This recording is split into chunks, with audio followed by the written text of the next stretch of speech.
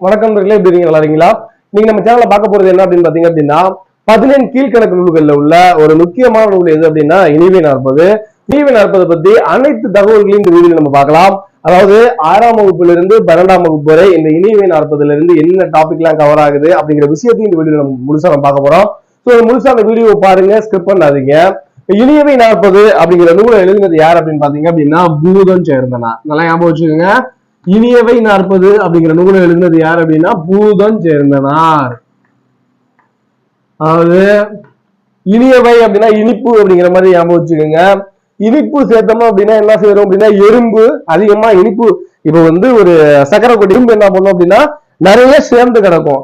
அது போல இனியவை 40 எழுதினது யார் அப்படின்னா பூதங்கள் சேர்ந்து கிடக்கு அப்படிங்கிற மாதிரி ஞாபகம் வச்சுக்கோங்க, மறக்க மாட்டீங்க. இனியவை 40 எழுதினது யார் அப்படின்னா பூதம் சேர்ந்தனார். இந்த இனியவை 40ல உள்ள பாடல்களுடைய எண்ணிக்கை எத்தனை அப்படின்னு பாத்தீங்க அப்படின்னா 41 பாடல்கள். அதாவது கடவுள் வாழ்த்து பாடல் பிளஸ் 40 பாடல்கள். கடவுள் வாழ்த்து பாடலுடன் சேர்த்து 41 பாடல்களுடையது எது அப்படின்னு பாத்தீங்க அப்படின்னா அந்த இனியவை 40. இதுல இந்த இனியவை 40ல கடவுள் வாழ்த்து பாடலா யாரை பத்தி பாடியிருக்காங்க அப்படின்னா ஆணையங்கிறது நம்மளுக்கு தெரியுங்களா, கணபதி. ஓகேங்களா, கணபதியை பத்தி தான் இந்த இனியவை 40ல கடவுள் வாழ்த்து பாடல்களா பாடியிருக்காங்க. அடுத்தது நம்ம பார்க்க போறது என்ன அப்படின்னா 6ஆம் வகுப்புல இருந்து 12ஆம் வகுப்பு வரை உள்ள டாபிக்ல இனியவை 40ல இருந்து எந்தெந்த பாடல்கள் கவர் ஆகுது அப்படிங்கிற விஷயம் தெரிஞ்சு வச்சுக்கணும். ஏன் அப்படின்னா அந்த பாடல் வரியை கொடுத்துட்டு இந்த பாடல் வரி இடம் பெற்ற நூல் என்ன அப்படிங்கிற மாதிரி கேள்வி கேட்பாங்க. கவனமா சொல்றேன், பாடலையும் சொல்றேன், பாடலுக்கான விளக்கத்தையும் சொல்றேன், நோட் பண்ணி வச்சுக்கோங்க. சொல்றேன், பாடலோட விளக்கத்தையும் சொல்றேன், எழுதி வச்சுக்கோங்க கவனமா.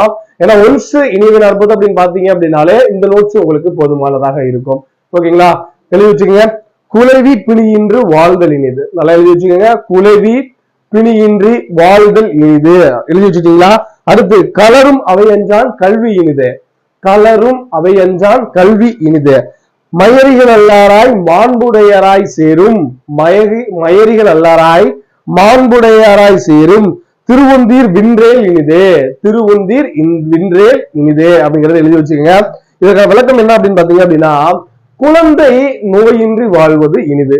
அதான் குலவி பிணியின்றி வாழ்தல் இனிது அப்படிங்கிறதுக்கான அர்த்தம். அடுத்து என்ன அப்படின்னா அவைக்கு அஞ்சாது பேசுபவனின் கல்வி இனிது. ஒருத்தன் கல்வி கற்றிருக்கான் அப்படின்னா அவன் ஒரு ஸ்டேஜ் எல்லாம் பார்த்து பயப்படக்கூடாது. ஸ்டேஜ் பார்த்து பயந்தா அவன் கல்வியில ஃபுல்ஃபில் ஆகல அப்படிங்கிற மாதிரிதான் அர்த்தம். அதாவது என்ன அர்த்தம் அப்படிங்கறத சொல்றாங்க அப்படின்னா அவைக்கு அஞ்சாது பேசுவனின் கல்வி இனிது அப்படிங்கிற மாதிரி சொல்றாங்க. அடுத்த பாடல் என்ன அப்படின்னு பாத்தீங்க அப்படின்னா சலவரை சாரா விடுதல் இனிது. அடுத்து புலவர்தம் வாய்மொழி போற்றல் இனிது. அடுத்த பாடல் மலர்தலை ஞாலத்து மண்ணுயிர்க்கெல்லாம் தகுதியால் வாழ்தல் இனிது. மறுபடியும் சொல்றேன், சலவரை சாரா விடுதல் இனிது, புலவர்தம் வாய்மொழி பேசுதல் இனிது, மலர்தலை ஞாலத்து மண்ணுயிர்க்கெல்லாம் தகுதியால் வாழ்தல் இனிது. எழுதிட்டீங்களா? இதுல விளக்கம் என்ன அப்படின்னு பாத்தீங்க அப்படின்னா வஞ்சகரை சேராமல் விலக்கி இருத்தல் விதியது. அதாவது நம்மளுக்கு ஒருத்தவங்க தீங்கு செய்யறாங்க அப்படின்னா அவங்களை சேர்த்தெல்லாம் வச்சிருக்க கூடாது. எப்படியா இருந்தாலும் என்னைக்கா இருந்தாலும் எதிரி தான் நம்மளை எப்ப நம்மளுடைய சந்தர்ப்பம் சூழ்நிலை எதிர்பார்த்துட்டு இருக்கோம். யார் அப்படின்னா நம்மளுடைய எதிரி. அவன் நம்மளுடைய நண்பன் மாதிரி நடிச்சாலும் கண்டிப்பா சந்தர்ப்பம் சூழல் வரும்போது நம்மள பழி வாங்கிடுவான். சோ அதான் அவங்க என்ன சொல்றாங்க, வஞ்சகரை சேராமல் விலக்கி இருத்தல் இனியது. அடுத்து அறிவுடையாரின் வாய்ச்சொற்களை பின்பற்றி ஒழுகுதல் இனிது. நல்லா புரிஞ்சு வச்சுக்கோங்க. அறிவுடையோரின் வாய்ச்சொற்களை பின்பற்றி வாழ்தல் ரொம்ப இனிது அப்படிங்கிற மாதிரி சொல்றாங்க. அடுத்து என்ன அப்படின்னா வாழும் உயிர்களுக்கெல்லாம் உரிமைப்பட வாழ்தல் இனியது அப்படிங்கிற மாதிரி சொல்றாங்க. அடுத்த பாடல் என்ன அப்படின்னு பாத்தீங்க அப்படின்னா கற்றார் முன் கல்வி உரித்தல் மிக இனிதே. அடுத்து மிக்காரை சேர்தல் மிகமான முன் இனிது. எந்துணையானும் இரவாது தான் நீதல் எந்துணையும் ஆற்றா இனிது. மறுபடியும் சொல்லவா?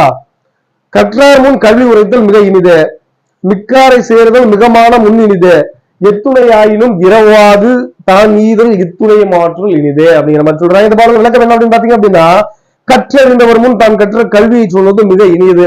பசுவரியாக சொல்லியிருக்காங்க.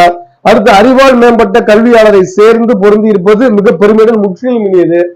அதாவது அறிவால் சிறந்த பொறிகளும் சேர்ந்து இருப்பது ரொம்ப இனியது அப்படிங்கிற மாதிரி சொல்றாங்க. எல்லளவாவது தான் பிறரிடம் இரவாமல் தான் பொருளை பிறருக்கும் கொடுத்து உதவுவது அனைத்து விதத்திலும் மிக இனியது. யார்கிட்டையும் இறந்து நிற்க கூடாது, தன்னுடைய பொருளை அடுத்தவங்களுக்கு கொடுத்து வாழ்றது மிக இனிது அப்படிங்கிற மாதிரி சொல்றாங்க. சோ இந்த பாடல்ல நம்ம தெரிஞ்சக்கூடிய விஷயம் என்ன அப்படின்னா இனியவை 40 அப்படிங்கிற நூல் எழுதினது யார் அப்படின்னா பூதம் சேர்ந்தனார். இது கடவுள் வாழ்த்து பாடல் யாரை பத்தி பாடியிருக்காங்க அப்படின்னா ஆணைமுகனை பத்தி பாடியிருக்காங்க. எத்தனை பாடல்கள் இருக்கு அப்படின்னா 41 பாடல்கள் இருக்கு அப்படின்னு தெரிஞ்சு வச்சுக்கணும். சோ நம்மளுடைய சேனல்ல தினமும் டிஎன்பிஎஸ்சி சிலபஸ் வாய்ஸ் டாபிக் 6ஆம் வகுப்புல இருந்து 12ஆம் வகுப்பு வரை உள்ளதெல்லாம் தொகுத்து வீடியோஸ் அப்லோட் பண்ணிட்டு இருக்கோம். இதுவரை நம்மளுடைய சேனலை சப்ஸ்கிரைப் பண்ணிக்கங்க. நன்றி.